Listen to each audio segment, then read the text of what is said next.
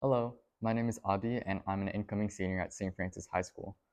My project is the phone-controlled robotic arm and this is my second milestone.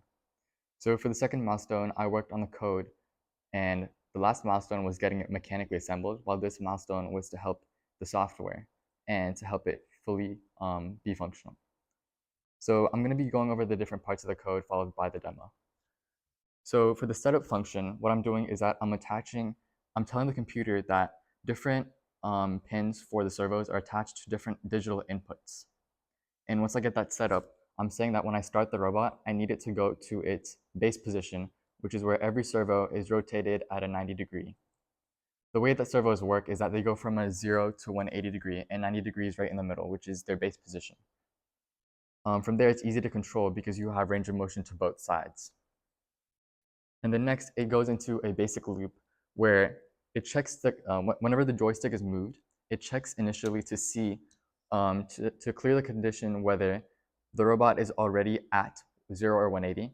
Because if it gets an input and the robot's already at one end of the scale, then it can't go further down in that end. So it can't go past 0 or 180. So it needs to check that to make sure that that base condition is met before it moves the robot. And if that condition is met, then it takes the analog input from the controller and it moves the robot by that number of degrees. So the way an analog input works is that there are values from 0 to 1023, 2 to the 10th. And so what it does, it converts those values into a value from 0 to 180. So we're bringing down the scale. And once it's found the equivalent, it adds it on. The code adds it on to the already existing position. So for example, if the arm is at 90 degrees and I move the controller and it gets the value and it happens to be 20, when it's scaled down, it would go to 110 degrees. So that's about all the code that there is. It's pretty straightforward. Now I'll go into the demo. So when I turn it on, it should go into the base position for the robot if it's not already. All the servos should go to 90 degrees default. That's base position. And so the left joystick on the y-axis, it moves it up and down from this first servo right there at its base. And the left joystick x-axis moves the base. So like the bottom, the base plate, it moves that. For the right joystick, the right and left move this top servo. So it goes up and down. And when I go on the y-axis for the right joystick, it'll close the claw. So up would be close, and down would be out. Those are the basic functions of how it works. And you can see that if it goes down to the very end, and I'm giving it some sort of input, it won't go past that 180 because the servo knows, based on the code, to not go past 180 in any direction.